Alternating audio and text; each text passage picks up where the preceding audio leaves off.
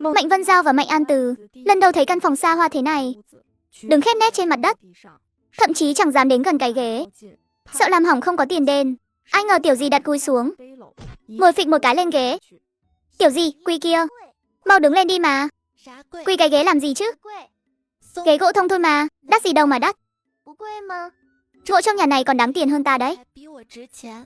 Cô nương nói đùa rồi, người đương nhiên phải đáng giá hơn gỗ chứ. Kim Thiện Giao không đồng tình với câu này. Sao ta lại không đáng giá bằng người được? Đây chẳng phải là phân biệt chủng tộc sao?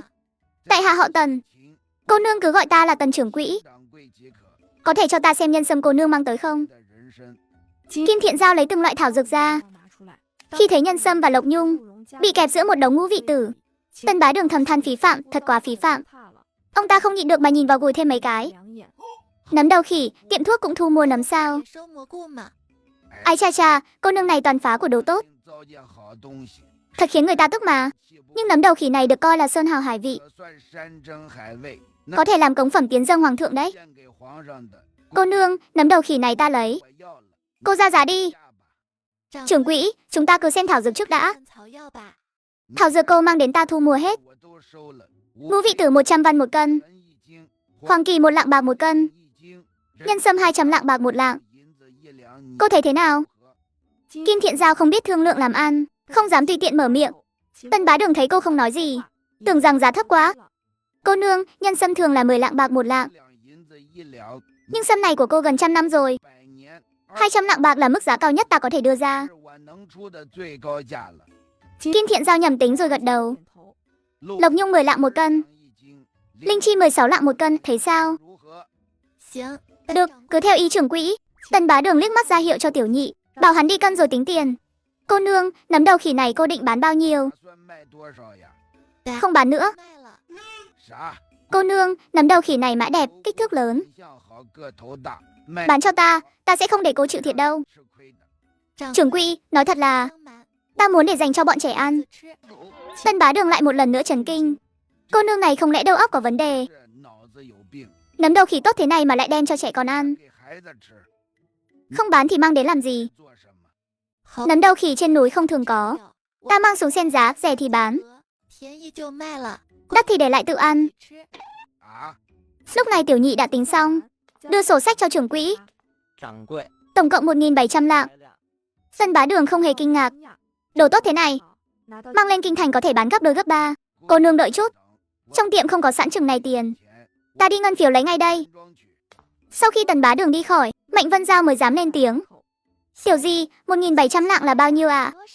Đủ cho chúng ta đi bao nhiêu chuyến xe bò? Đủ cho chúng ta mua một con bò đấy. Bò đắt lắm mà. Tiểu Di hái thuốc một ngày là mua được bò rồi. Chả trách thuốc của thầy Lăng Bốc lại đắt thế. Không được nói với ai là chúng ta kiếm được bao nhiêu tiền. Biết rồi mà Tiểu Di, chúng con đâu có ngốc. Tiểu Di ơi, chúng con không ăn nấm đầu khỉ đâu. Để bà lấy tiền đi ạ. Ngốc quá, đồ tốt đến hoàng đế còn ăn. Đương nhiên phải giữ lại cho mình rồi. Chỉ có đồ không đáng tiền mới bán cho người khác thôi. Mạnh Vân Giao và Mạnh An Từ nhìn nhau. Mẹ đâu có dạy như thế nhỉ? Tân Bá Đường nhanh chóng quay lại. Ông ta chạy đến thở hổn hển, đưa một xấp ngân phiếu cho Kim Thiện Giao. Ngân phiếu có đủ loại mệnh giá lớn nhỏ, để cô đỡ phải đi đổi. Kim Thiện Giao nhận lấy. Sau khi kiểm tra số lượng thì nhét vào ngực áo. Cô nương, sau này nếu gặp được hàng tốt, đừng quên mang đến cho ta nhé, trưởng quỹ yên tâm. Sau này ta sẽ thường xuyên đến bán thảo dược. Tốt quá, Tần Bá Đường đứng dậy tiễn khách. Đợi người đi rồi, ông ta ngồi trong phòng suy nghĩ hồi lâu. Đi điều tra lai lịch của cô nương này xem sao. Rõ thưa trưởng quỹ. Bán xong thảo dược, Kim Thiện Giao muốn mua quần áo và giày cho 2 đứa trẻ. Trẻ con lớn nhanh lắm, quần áo trước mắt đã chật rồi. Vừa định vào tiệm y phục thì bị 2 đứa nhỏ kéo lại. Tiểu Di, chúng ta không mua bò sao? Mua chứ, nhưng phải thay bộ đồ đã. Nói xong cô sải bước vào thành. Tiệm y phục đẹp quá, chưa bao giờ thấy nhiều quần áo đẹp thế này. Vừa định đưa tay sờ thử chất vải thì nghe thấy tiếng quát, này cái bọn, ăn mày ở đâu ra đấy, đừng có chạm vào làm bẩn, đền nổi không? Ngươi quát cái gì? Tưởng rộng mình to lắm à? Tiểu Nhị thèm liếc cô lấy một cái. Biết đây là nơi nào không? Cái đồ rách rưới này, chỉ một bộ đồ ở đây cũng đủ cho các người làm cả năm đấy. Kim Thiện Giao đạp lên chân tên Tiểu Nhị nhưng không dùng lực, khiến hắn đau đến kêu khoái. Úi cha, ở đây còn có người cơ à? Ngại quá không nhìn thấy. Đi thôi, quần áo ở đây cũng chẳng ra gì. Sơ vào chỉ bắn tay thôi. Tiểu gì đưa các con đi chỗ khác xem. Đúng là lũ nghèo hèn chỗ nào cũng dám vào. Không xem lại đẳng cấp của mình là gì. Khởi La Các là tiệm lớn nhất huyện thành. Cô nương cần mua gì ạ? Quần áo trẻ em mỗi loại lấy 5 bộ. Được, cô đợi một chút. Cô nương, cô đừng thấy màu sắc này nhã nhặn. Nhưng vải rất mịn, không cọ sát da. Trẻ con mặc là hợp nhất. Kim Thiện Giao về nhẹ chất vải. Đúng là mặc thích hơn cả thời hiện đại. Lấy hết đi, tìm thêm 5 đôi giày nữa qua đây. Mạnh An Từ cảm thấy trời như sụp đổ. Tiểu gì, phải tiết kiệm chứ. Tiết kiệm đi mà. Đừng nhíu mày nữa, trông như ông cụ non ấy chẳng đẹp chút nào. Mạnh An Từ có nói thế nào cũng không thông. Cản cũng không cản nổi, chỉ đánh bất lực thở dài. Không biết 1.700 lạng mua xong quần áo còn lại bao nhiêu. Xem ra chúng ta phải hái thêm nhiều thảo dược mới được. Cô nương xem mấy bộ này xem. Còn cả giày nữa. Giày này đế ngàn lớp, mặt tiếp xúc là vải thô.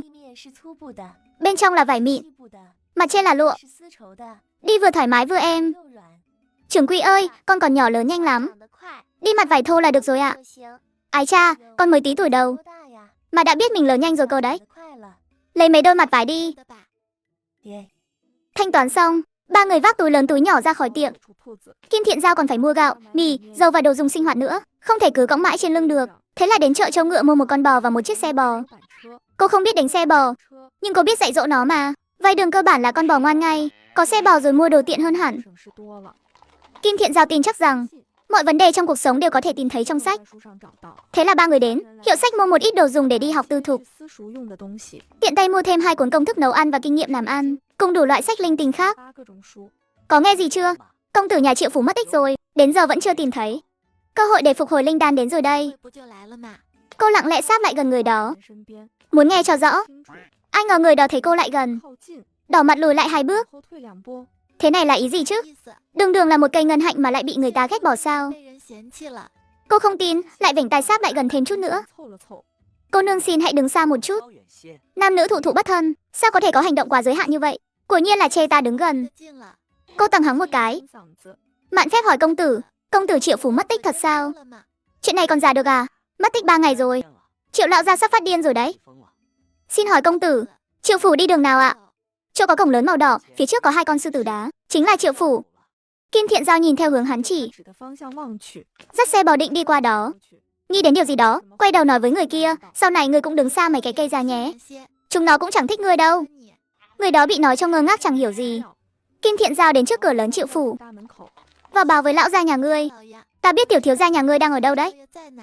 Ngươi thật sự biết thiếu gia nhà ta ở đâu sao? Đương nhiên rồi. Sai Phật bảo người trông xe bò cẩn thận, rồi dẫn người đi vào trong. Lão gia, vị cô nương này nói biết tiểu thiếu gia ở đâu. Cô nương, cô thật sự biết con trai ta ở đâu sao? Định lừa 100 lạng phí tìm người à? Đuổi ra ngoài cho ta. Triệu lão gia quát lớn một tiếng, làm Kim Thiện Giao giật bắn cả mình. Người này sao nói lật mặt là lật mặt ngay được nhỉ? Không đợi Kim Thiện Giao giải thích đã bị đẩy ra ngoài. Tiện tay ném luôn cả Mạnh Vân Giao và Mạnh An Từ ra. Ba người đứng ngoài cổng viện nhìn nhau ngơ ngác. Mạnh An Từ là người phản ứng đầu tiên. Nó chạy lạch bạch lên phía trước, dốc sức đập cửa, thả con bò nhà tôi ra. Bò ơi, con bò của tôi. Kim Thiện Giao đi đến bên cạnh con sư tử đá, tỏa linh lực kết nối với cây cối trong Triệu Phủ để nghe ngóng tung tích tiểu thiếu gia. Trong sân Triệu Phủ có một cây hoa quế hơn 100 năm tuổi, cành lá sum xuê, tràn đầy sức sống. Ngươi có thấy tiểu thiếu gia Triệu Phủ đi đâu không? Hoa cỏ ở đâu ra mà dám nói chuyện với ta như vậy? Phải gọi là đại ca hoa quế nghe chưa? Đại ca cái con khỉ ấy. Kim Thiện Giao dùng linh lực quất cho một cái. Ta là cây nghìn năm mà để cái mầm 100 tuổi nhà ngươi bắt nạt ta. Cây hoa quế bị đánh cho cành lá run rẩy. Thiếu thần bớt giận. Thiếu thần bớt giận. Ta có thấy tiểu thiếu gia. Cậu bé bị Liễu Di Nương mang đi rồi. Tiếp đi, sao không nói tiếp? Hết rồi thưa thiếu thần, bọn họ ra khỏi phủ rồi. Ngài đi hỏi mấy cái cây ngoài phủ ấy. Kim Thiện Giao thấy không hỏi thêm được gì, dùng thần thức lướt qua những cây cỏ khác, ra tận ngoài phủ, lại theo chỉ dẫn của những cái cây khác, đuổi theo suốt quãng đường, cuối cùng tìm thấy ở một kho hàng ngoại thành. Trong kho hàng, tiểu thiếu gia kháu khỉnh xinh đẹp, bị trói như đòn bánh tét quẳng trên mặt đất.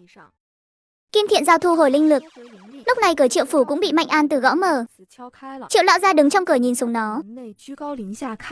Cô thật sự có thể tính ra con trai ta ở đâu sao? Kim Thiện Giao vẫy tay gọi ông ta, ra hiệu cho ông ta lại gần. Kho hàng phía Tây Thành, trên cửa kho có viết một chữ Vương. Trong phủ có nội giám, đừng để bất kỳ ai biết. Ánh mắt lo lắng của Triệu lão gia ngay lập tức trở nên sắc lẹm.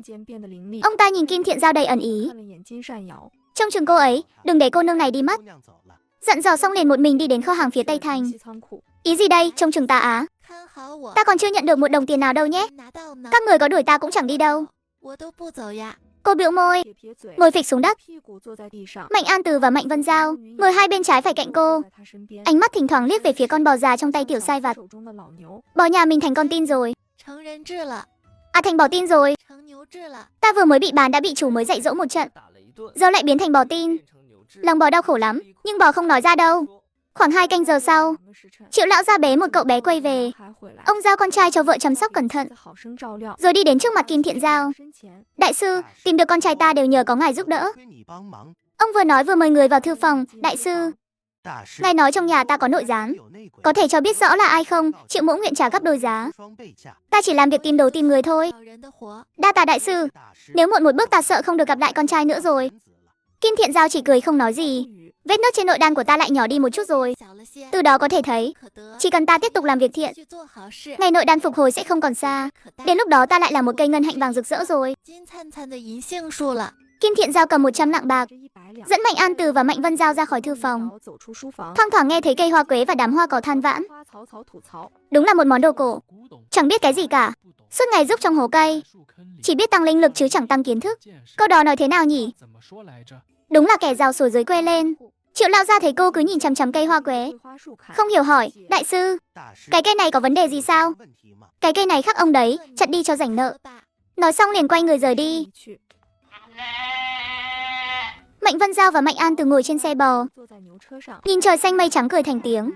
Ngày hôm nay cứ như một giấc mơ vậy, bọn trẻ đã được đến thành phố lớn, thấy rất nhiều ngôi nhà to. Chị ơi, sau này em cũng sẽ để chị và Tiểu Di được ở nhà to. To như nhà Triệu lão ra sao? Còn phải to hơn nhà ông ấy nữa cơ.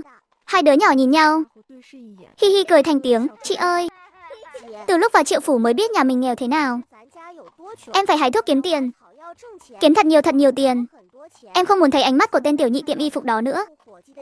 Ánh mắt đó khiến em thấy khó chịu khắp người. Được, cố gắng hái thuốc nhé. Tiểu Di ơi, 1 văn tiền bằng bao nhiêu lạng ạ? 1.000 văn bằng 1 lạng. Sao hả An Từ? Muốn học tính toán à? Tiểu Di, 5 văn được vào thành 1 lần. Thành 2 văn mua được một cái bánh bao thịt. Vậy 1.000 văn mua được bao nhiêu cái bánh bao nhỉ? Con tính không ra nữa rồi. Kim Thiện Giao đánh xe bò về làng, gây ra không ít xôn xao. Năm nay ruộng vườn gặp họa, phải đợi năm sau mới trồng trọt được. Cô có tiền không lo tích trữ lương thực, lại đi mua hẳn một con bò về. Điên rồi, đúng là điên thật rồi. Quả nhiên là con gái thì không biết lo toan cuộc sống. Bà Ly thấy cả một xe bò đầy ắp đồ đạc. Đầu tiên là kinh ngạc, sau đó liền tiến lên giúp. Đờ, cô đi cả ngày không có nhà, ta còn chẳng biết có nên nấu cơm không nữa. Bà nội Lý, chúng con đều không có nhà, bà nấu cơm cho ai ăn chứ? Vẫn là Vân Giao nhà mình thông minh nhất. Dì nhỏ nhà họ Mạnh này, cô mua nhiều bột mì thế này quá rồi. Sau trận lụt không khí ẩm, bột mì bảo quản không tốt, sẽ sinh mọt đấy. Thím Lý yên tâm, ta sẽ treo nó lên cao một chút. Chỉ treo lên thôi thì không ăn thua đâu. Cô cho thêm ít đại hồi vào trong bao bột để ngăn mọt. Đang nói thì liếc thấy mấy quyển sách rơi ra. Vừa định nói cái này chẳng ăn chẳng uống được, mua nó chỉ phí tiền, nhưng nghĩ lại mình và Kim Thiện Giao chỉ là hàng xóm, liền nuốt lời định nói vào trong. Dì nhỏ nhà họ Mạnh ơi, tối nay muốn ăn gì nào? Thím ơi, ta có mang bánh bao về đây.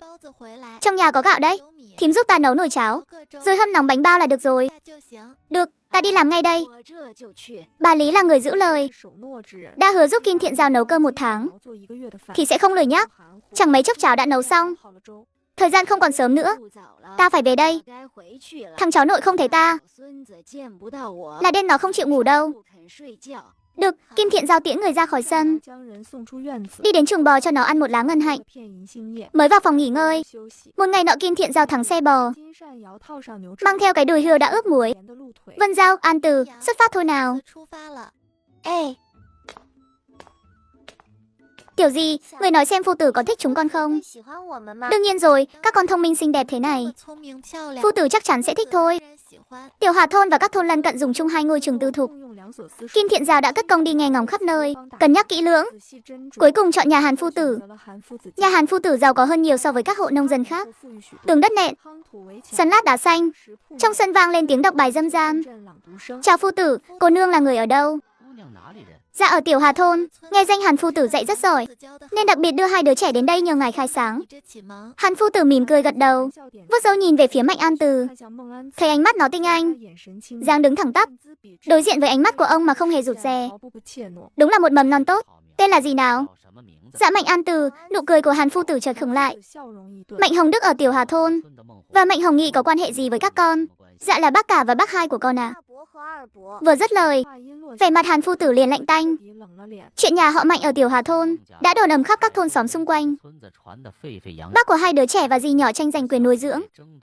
Cuối cùng náo loạn lên tận công đường. Điều khiến người ta chấn kinh nhất là đứa trẻ lại được giao cho dì nhỏ nhà ngoại nuôi dưỡng.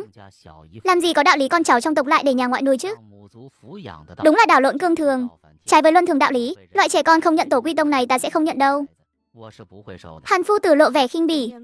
Trường tư thục của chúng ta đã đủ người rồi, mời về cho. Đã đủ rồi sao? Ta thấy trong nhà vẫn còn trống trải lắm mà. Vẫn còn 5-6 bộ bàn ghế chưa có người ngồi. Sao phu tử lại nói là đủ rồi? Ông mở trường tư thục chẳng phải để kiếm tiền sao? Cái đuôi hươu này đủ chưa? Chưa đủ, ta vẫn còn bạc đây. Mặt Hàn phu tử đỏ bừng ngay tức khắc, cảm thấy bị sỉ nhục ghê gớm. Ngươi thật đúng là làm nhục người đọc sách. Kẻ sĩ như chúng ta luôn có khí chất thanh cao. Sao có thể để mùi tiền của ngươi làm vấy bẩn chứ? Thế ông mở trường tư thục không thu tiền chắc? Hàn phu tử cứng họng không nói được gì. Cơn giận trong lòng mãi không tan biến. Ngươi thật sự muốn ta phải nói thẳng ra sao? Một kẻ đến cả tính thân máu mù cũng có thể xuống tay thì chẳng khác gì cầm thú. Lão phu đọc sách thánh hiền cả đời, vẫn chưa học được bản lĩnh thuần hòa thú dữ. Là họ cướp thức ăn của nhà cháu, bắt nạt mẹ cháu, còn muốn bán chị cháu đi nữa. Sao ông không nói họ là cầm thú đi? Thấy chưa, hở tí là kêu gào. Kim Thiện Giao lạnh mặt lôi cái đuôi hươu ra, vận khí đan điền, hét lớn một tiếng. Ta thấy cái khỉ gì cơ? Cái đồ già lụ khụ nhà ông dang dụng hết rồi sao còn chưa chịu đăng xuất đi cho rảnh. Ta nguyền rủa ông sinh con trai không có lỗ thoát, sinh con gái không có cổng vào. Kim Thiện Giao mắng người lần nào cũng kèm câu này. Có vẻ câu này nói ra rất sướng miệng. Hẹo sớm đi, hẹo sớm đi. Kim Thiện Giao mắng xong liền dắt hai đứa trẻ quay người bỏ đi. Hai đứa nhỏ ủ rũ, cúi gằm mặt ngồi trên xe bò. Tiểu gì, con không muốn đi học tư thục nữa đâu. Sao thế, bị người ta mắng vài câu đã chùn bước rồi à? Có chí khí chút đi. Cô vỗ nhẹ vào mông con bò một cái. Lên huyện tìm học viện lớn nhất. Ta không tin là không vào được. Nước mắt Mạnh An Từ rơi lã chạ xuống ván xe. Mạnh Vân Giao cũng đỏ hoe đôi mắt. Cuộc đời của một cái cây phải trải qua rất nhiều chuyện nhỏ. Bị cây lớn bắt nạt, muốn sống sót thì phải cắm rễ thật sâu xuống lòng đất. Dưới đất có đá, có kiến và cả rễ của những cây lớn khác. Cây nhỏ phải né được những thứ đó mới hút được chất dinh dưỡng.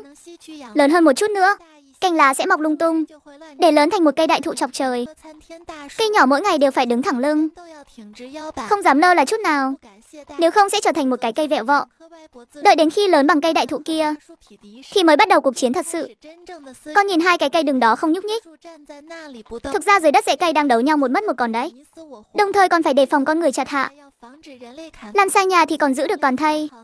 Nếu bị chia năm xẻ bảy, vạn lần bị đóng thành bàn ghế hoặc đem làm củi đốt thì đúng là thảm lắm con ạ. Hai nhóc thì nghe đến ngẩn cả người. Tiểu Di ơi, cây cối thì có liên quan gì đến chúng con à? Bởi vì hiện tại các con chính là những mầm cây nhỏ đó. Cây nhỏ thì sẽ bị cây lớn bắt nạt. Nếu các con mới gặp chút trắc trở đã bỏ cuộc thì làm sao lớn lên thành cây đại thụ chọc trời được? Mạnh Vân Giao và Mạnh An Từ gật đầu lìa lịa. Tiểu Di cứ yên tâm ạ. Chúng con nhất định sẽ nỗ lực hút chất dinh dưỡng, cố gắng trở thành một cây đại thụ. Thế mới đúng chứ. Đường đời ai cũng có lúc khó khăn. Trước khi thành cây lớn, các con phải chú ý phòng sâu bọ. Nhưng cây thì không động đậy được. Phòng sâu bằng cách nào à? Chuyện này dễ thôi. Các loài chim thích làm tổ trên cây, tìm chúng giúp đỡ là được thôi mà. Nghĩa là chuyện mình không làm được thì phải tìm người giúp. Muốn người khác đồng ý giúp mình thì phải biết họ cần cái gì và mình có thể cho họ cái gì, đúng không à? Đúng rồi đó.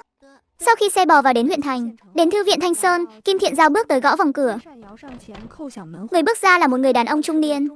Vừa nhìn thấy Kim Thiện Giao, ánh mắt ông ta khẽ sáng lên khi nhìn thấy đôi chân trên xe bò. Nhưng khi thấy bên cạnh cô còn dắt hai đứa trẻ, trong lòng lập tức hiểu ra ngay. Cô nương đưa trẻ đến nhập học vỡ lòng sao? Nghe danh thư viện Thanh Sơn dạy rất tốt, nên tôi dắt hai đứa nhỏ đến thử xem sao. Không biết ở đây còn nhận học trò vỡ lòng không ạ? Thư viện Thanh Sơn quanh năm tuyển môn sinh. Chỉ là ông ta liếc nhìn Mạnh Vân Giao một cái. Chào phu tử, cô bé ngoan quá. Ông ta rời tầm mắt trở lại người Kim Thiện Giao. Cô nương chắc là chưa biết. Thư viện Thanh Sơn không nhận nữ đệ tử. Tại sao à? Lê Kỳ có dạy, nam nữ 7 tuổi không được ngồi cùng bàn. Không thể học chung, cô nương à, không phải họ chịu tôi cố ý làm khó. Chỉ là thư viện này không phải do một mình tôi mở. Nếu vì con bé mà phá hỏng quy củ, em là các học trò khác sẽ không đồng ý. Kim Thiện Giao nghe mà ngẩn cả người, tỏ vẻ không thể nào hiểu nổi. Tiểu Di, cứ để em trai đi học đi ạ. Vốn dĩ con cũng chẳng muốn vào tư thục đâu. Giọng con bé buồn rười rượi, nghe ra có vài phần tủi thân. Triệu phu tử thấy không đành lòng. Cô bé à, tuy cháu không thể vào tư thục, nhưng có thể mời phu tử về nhà dạy riêng cho mà. Con nghe trong làng bảo đi học tốn kém lắm. Tiểu Di kiếm tiền không dễ dàng gì. Con không thể gây thêm phiền phức được nữa. Con thích đi hái thuốc. Sau này con sẽ đi theo Tiểu Di hái thuốc. Con bé cố nén nước mắt, cười một cách đầy gượng gạo. Để Tiểu Di tự dạy con nhé. Tiểu Di đã đọc qua rất nhiều sách rồi, biết rõ mọi loại cây cỏ trên đời này luôn. Chỉ cần con muốn học, Tiểu Di đều sẽ dạy con hết nha. Con sẽ nỗ lực trưởng thành cây đại thụ. Không thể vì tư thục không nhận con mà con lại từ bỏ việc lớn khôn được. Thư viện Thanh Sơn không giống như dưới quê. Học phí vỡ lòng ở tư thục khá đắt đỏ, mỗi năm cần 2 lượng bạc. Nhưng hôm nay cũng muộn rồi. Sáng mai giờ Mão Tam Khắc cô đưa trẻ đến là được. Dứt lời, Triệu phu tử đã chuẩn bị nhận lễ rồi, thì thấy Kim Thiện Giao bế hai đứa nhỏ lên xe bò. Đi rồi sao? Đi rồi. Triệu phu tử đứng trước cổng thư viện, ngẩn ngơ mãi không thôi. Kim Thiện Giao không về thẳng làng Tiểu Hà, mà đi tới một tiệm sách, dựa theo thứ tự nhân nghĩa lệ chỉ tín, mua thêm một đống sách nữa. Hai nhóc tì ngồi giữa đống sách, đờ người ra như phóng. Tiểu Di ơi, nhà mình có nhiều sách lắm rồi mà. Sao dì còn mua thêm chi vậy? Mấy cuốn này khác với lại Tiểu Di xem trước đây. Trước đây dì toàn xem sách tu luyện thôi, chứ có bao giờ đọc mấy loại sách giải trí này đâu. Ấy, mà phải nói là sách con người viết cũng sâu sắc ra phết đấy. Ví dụ như cuốn sách dạy người này. Kim Thiện Giao cầm cuốn sách đọc đến ngơ ngác, ánh mắt phải nhìn đối phương thật thâm tình, nghiêng đầu xoa cằm, thỉnh thoảng tặc lưỡi một cái, ngón tay vân về tròm râu, lưỡi đẩy bên má rồi xoay một vòng quan sát. Ánh mắt phải như cái móc câu, móc chặt lấy đối phương. Kim Thiện Giao càng đọc càng thấy khó hiểu. Chữ nào mình cũng biết cả, mà sao nghĩa của nó khó hiểu thế nhỉ? Hôm nào phải tìm người thử nghiệm mới được. Về đến làng Tiểu Hà, Kim Thiện Giao thấy vẫn còn sớm, nên học theo bà Lý hàng xóm, cầm cuốc ra vườn rau xới đất. Cuốc một phát là thành một hố. Phụ nữ bình thường cuốc vài cái chắc là mệt rồi, nhưng Kim Thiện Giao đâu phải con người.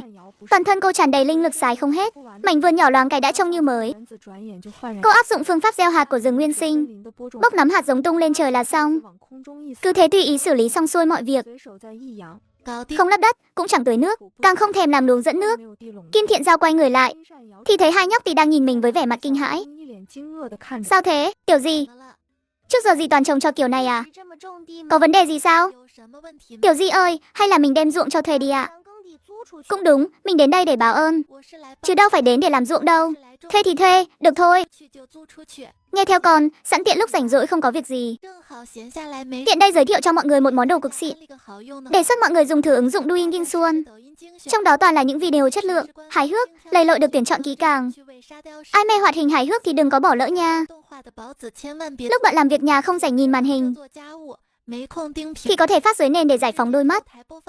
Nếu xem phim trước khi đi ngủ mà lỡ ngủ quên mất thì cũng không lo tốn pin, vì có thể bật tính năng hẹn giờ tắt, tự do thiết lập số phút, điều chỉnh tùy ý, đến giờ là tự động dừng phát ngay. Cực kỳ tâm lý và tiện lợi luôn. Vân Giao, An Tử, chúng ta ăn sủi cảo nhân nấm đầu khỉ nhé. Hả? Ăn sủi cảo à? Tiểu Di, dì nói thật đấy à? Không ngờ ngày thường chẳng phải lễ Tết gì mà cũng được ăn sủi cảo luôn. Nhân nấm đầu khỉ chúng con chưa từng được ăn bao giờ. Nghe trưởng quầy nói đó là món sơn hào hải vị đó. Vậy để tiểu gì làm cho các con ăn ngay đây. Kim Thiện Giao bắt đầu nhào bột. Nước nhiều quá thì thêm bột, bột nhiều quá thì thêm nước. Thấy đống bột cứ thế to dần ra mãi, Mạnh Văn Giao dậm chân một cái, chạy sang nhà bên nhờ bà Lý giúp đỡ. Lúc dắt bà Lý vào cửa, Kim Thiện Giao vẫn đang mải mê thêm bột. Trời đất ơi, tiểu tổ tông của tôi ơi, không được phí phạm lương thực như thế này đâu. Cháu nấu cơm sao không gọi thím một tiếng. Cháu thấy người bán bánh bao trong huyện cũng nhào bột như vậy mà. Người ta biết nấu ăn mới làm thế được. Chứ cháu thì biết gì, nhào bột này phải thêm nước từ từ thôi. Không được đổ hết vào một lúc đâu. Bà Lý đặt khối bột đã nhào xong sang một bên, bắt đầu băm nhân sủi cảo. Nhưng khi nhìn thấy nấm đầu khỉ và thịt hươu, bà lại cảm thấy tức ngực khó thở. Cái đứa phá gia này đúng là không biết cách chi tiêu mà. Có đồ gì ngon cũng tống hết vào mồm thôi. Bà Lý gói xong sủi cảo thì đã qua giờ tất một khắc rồi. Bà bày biện bàn ăn xong xuôi. Mọi người ăn đi, thím về trước đây. Kim Thiện Giao vội bưng một bát sủi cảo đưa cho bà. Thím ơi, đa tạ thím đã dạy cháu nhào bột gói sủi cảo. Kìa, cháu làm cái gì thế này? Cháu một mình nuôi hai đứa nhỏ. Thím không thể chiếm tiện nghi của cháu được đâu. Thím lại nói đùa rồi. Lúc trước cháu nhờ thím giúp, thực ra là muốn học nấu ăn từ thím đó. Bây giờ cháu cũng học được hòm hòm rồi. Lẽ nào lại không trả chút lễ nghĩa cho sư phụ sao?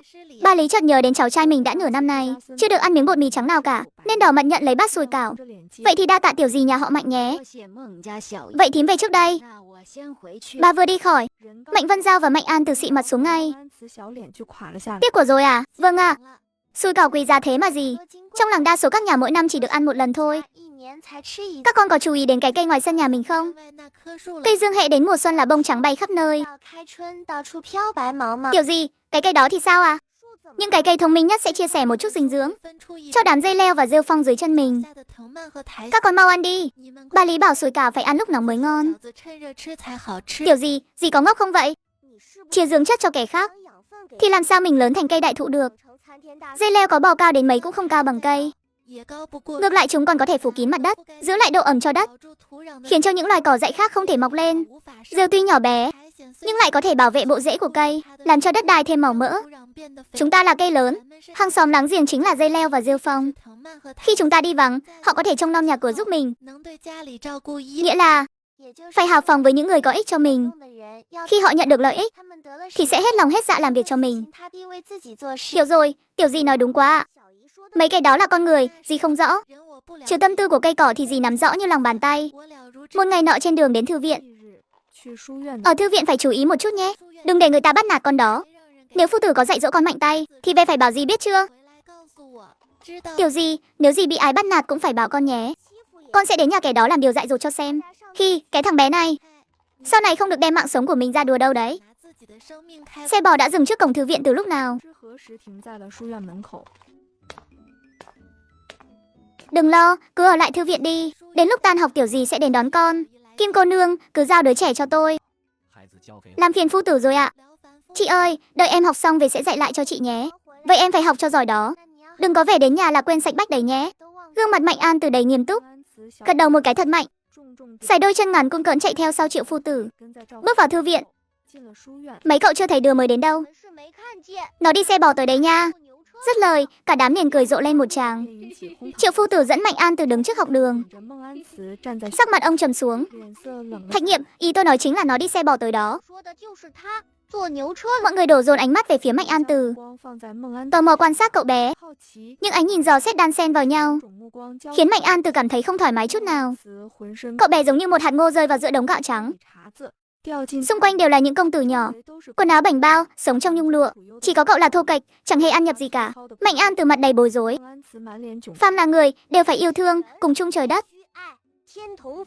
Thánh nhân dạy chúng ta phải yêu thương mọi người. Vị đồng môn này mới đến lần đầu, chúng ta dù không thể thân thiết thì há cớ gì phải sỉ nhục người ta chứ?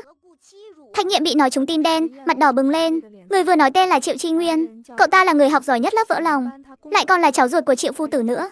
Chính là tiểu công tử nhà họ Triệu bị bắt cóc mấy hôm trước. Đúng là đồ lo chuyện bao đồng. Mạnh An Từ lúc này mặt đỏ lên vì xấu hổ. Những lời vị tiểu công tử kia và Thạch Nhiệm vừa nói, cậu bé chẳng hiểu lấy một câu nào luôn. Hóa ra, ở thư viện cãi nhau không giống với mấy bà thím dưới quê.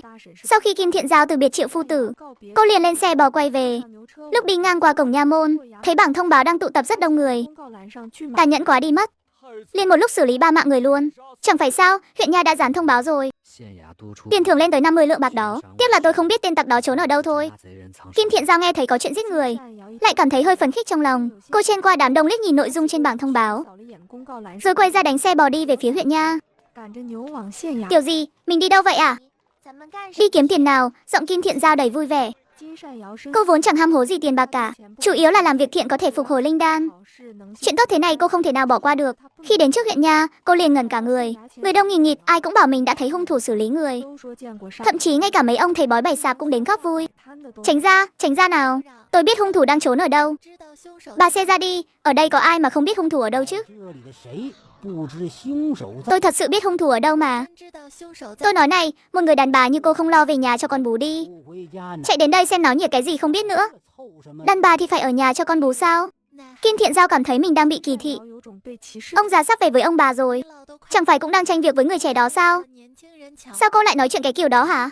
Lão già đó tên là Trương Bán Tiên. Thấy Kim Thiện Giao coi trời bằng vung, lão tức đến mức run cả tay luôn. Ta thấy ấn đường của cô đen sạm rồi đó.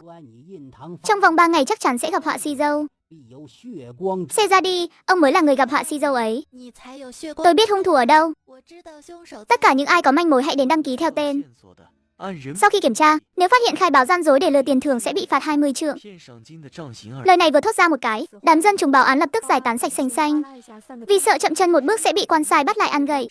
Chớp mắt một cái, trước cổng nha môn chỉ còn lại Kim Thiện Giao và Trương Bán Tiên, tổng cộng chỉ có 2 người. Tôi có thể bấm quẻ xem kẻ xử lý người đang ở đâu. Láo xược, nha môn phá án sao có thể coi như trò đùa. Ngay lúc này đây, một bổ khoái đi tuần hớt hải chạy về. Vương bổ đầu. Dưới sông Hộ Thành phía đông thành vừa phát hiện một xác nữ đã ra đi. Câu nói này vừa vang lên, như một nhát búa nện thẳng vào tim mỗi người ở đó. Môn Dực nhìn về phía Kim Thiện Giao và Trương Bán Tiên. Tốt nhất là 2 người thật sự biết hung thủ ở đâu. Anh điên rồi sao, lại đi tin lời mấy kẻ lừa đảo giang hồ này. Vậy anh bảo làm sao mới tìm được hung thủ đây hả? Vương bổ đầu á khẩu luôn. 2 người theo tôi vào trong này. Họ đi theo sau Môn Dực vào trong huyện nha. Tại chính đường huyện nha, Dương Chi huyện đang ngồi ở vị trí chủ tọa. Dưới mắt ông ta thâm quầng hết cả rồi, thần sắc vô cùng uể oải. Đã mấy ngày này không được chợp mắt tí nào. Các người biết hung thủ đang ở đâu sao? Chờ đã đại nhân, tôi cần xem hiện trường trước đã. Thảo Dân tính ra hắn đang ở phía đông thành. Đại nhân có thể phái người đi kiểm tra ngay. Nói nhảm, cả thành này ai chẳng biết phía đông vừa có chuyện bay màu. Tôi dùng gạo để bói quẻ. Đại nhân, kẻ hèn này tính không sai đâu, hắn thực sự ở phía đông đó. Dương Chi huyện chẳng buồn để tâm đến lão nữa, thiếu kiên nhận vậy tay ra lệnh, dẫn cô gái này đến hiện trường vụ án cho ta. Môn Dực lĩnh mệnh. Sau khi Kim Thiện Giao rời đi, Trương Bán Tiên thấy không còn việc của mình nữa, cũng không dám nán lại lâu thêm, lên lén đi theo sau Kim Thiện Giao, lùi thủi rời khỏi huyện nha ngay lập tức.